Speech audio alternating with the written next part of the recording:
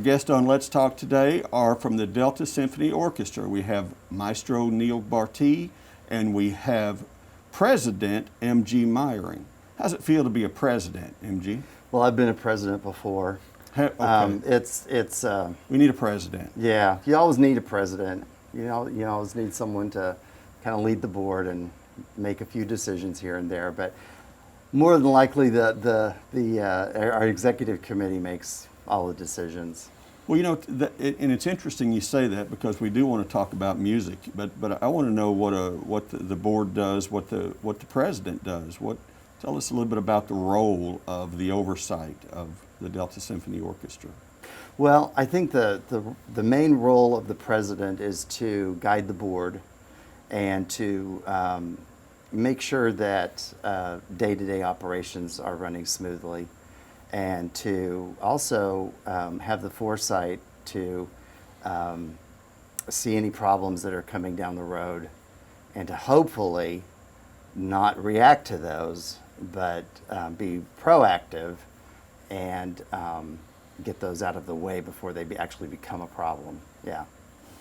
Okay. So an example of that would be the COVID situation. That would be an excellent problem. Yes, yes. One of the things that I can give you a perfect example of this, I sent an email out to our executive committee, and I said it's time for us to have a COVID policy. Other 501c3 organizations are getting their COVID policies in place, and we don't need to be the last in line. We need to have this. Our whole deal is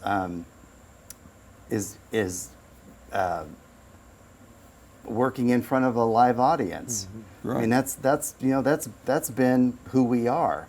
And last year we had to start doing virtual concerts, which that went very well. Mm-hmm. And I think we're going to continue to do that, because there's obviously an audience for that.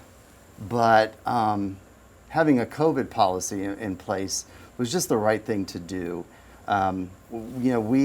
We feel like we need to be responsible stewards of the public, and that starts with us. So we have a COVID policy in place for our musicians, for the board, for anyone who is in leadership position or a playing position, and that includes any actors that might be on stage as well. And but it also translates down to the audience that we serve. They need to be responsible for each other. So. Right. Well, Maestro, what has been some of the obstacles that you have had to overcome through all this? Well, like MG said, we're mainly a live performing group, and so we've had to redesign how we do things, and had a lot of virtual concerts. We had a lot of help the last year or so with our executive director, Catherine Norville, has organized a lot of things to help us get musicians together and broadcast them through the website, through the internet, through YouTube, things like that. So we've overcome that, but we're really looking forward to live performances now. As MG said, getting the policies in place for musicians and audience to bring that forth. So we're going to have fundraising events again, and then we're going to start our season in October. That's fabulous. And I know Catherine does it, it's going to get done right, so I'm sure you have a good plan lined up right now. So tell us about some of the performances. Is there a theme this year? How do you do those type of things? Well, we organize usually a season of performances from the fall to the spring. And sometimes there's a theme, sometimes there's not. We just thought it'd be the biggest smashing thing to do, make a big splash with the show. So we've partnered with The Link, the contemporary theater group here in town, or professional theater group, that Matt Cavanaugh and Jenny Powers have organized, and we're going to produce the show Ragtime on stage, a concert version. It's not a play. It is a play, but it's going to be all this singing and music that goes along with it. That's just one event, and to start that off, we're having a fundraising event related to Ragtime that MG has coordinated here too. All right. Well, tell us I kind of about that. became the chair of it through osmosis. I don't know how that happened, but it did. Yes, it's going to be located at the Sanderson Johnson House, which is right on the corner of Union and Oak by the library. It's in that right-hand corner Victorian house there. Okay. And we're going to be blocking off the streets. There will be a COVID policy in place. We are going to have wonderful, wonderful hors d'oeuvres made by Chef Conley. And we're going to have specialty adult beverages there. And one of our sponsors this year is Arkansas Wine and Spirits, which we're really excited to have them as a season sponsor.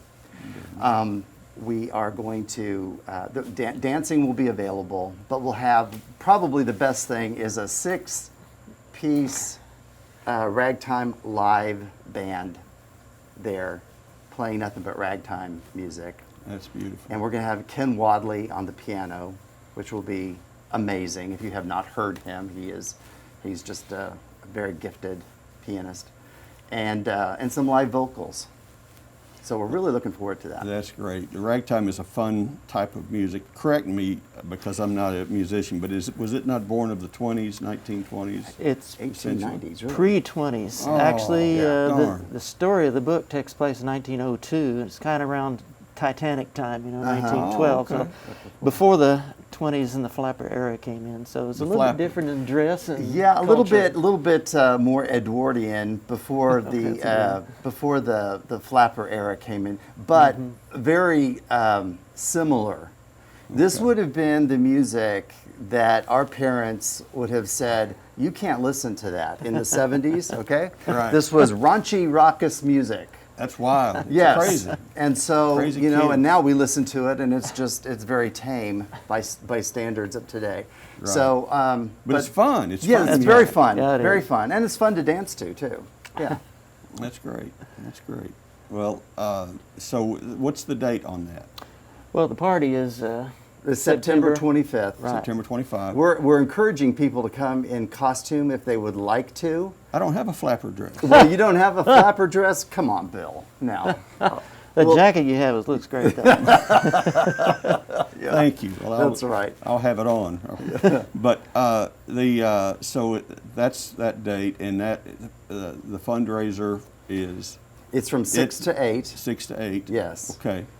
Tickets are $60. $60. And that includes everything. And when they come in, they'll be getting raffle tickets for some amazing door prizes. That's what I was going to ask. That Is are there going to a- be presented. Catherine's going to present those during break time, and they're from our sponsors and some of our sponsors, and just Right. some really good giveaways. So Really? people won't want to miss that. Right. You know. Right.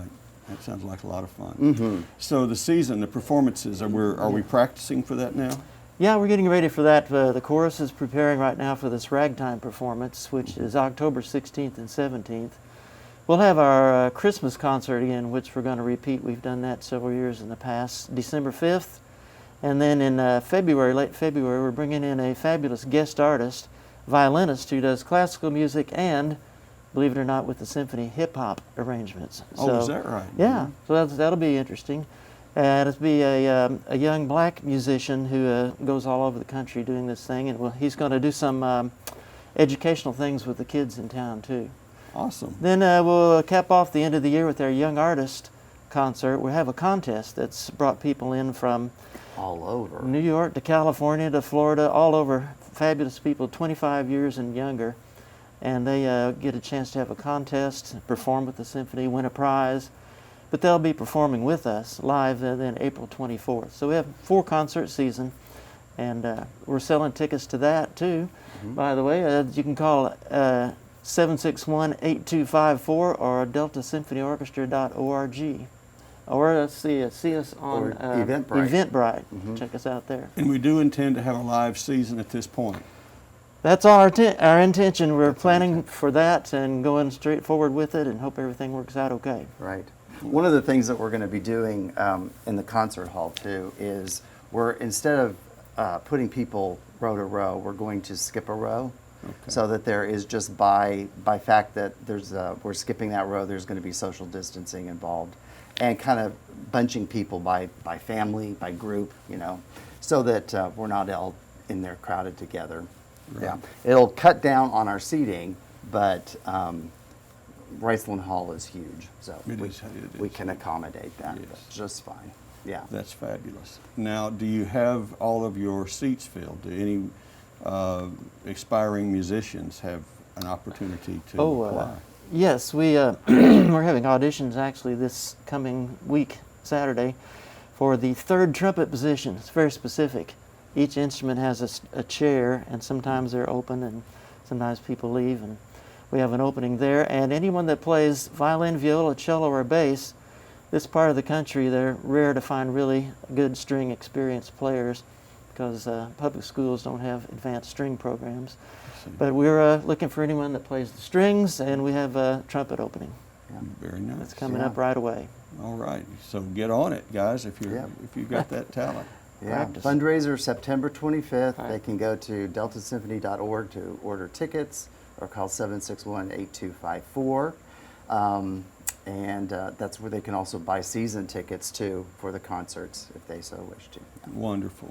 Hey, buy season tickets, support the Delta Symphony Orchestra. It's Absolutely. one of the coolest things we've got in the Jonesboro and Northeast Arkansas area. So thank you, Dr. Bartee, thank you, MG, for joining us on Let's Talk Jonesboro. Thanks for having us. Thanks for having us.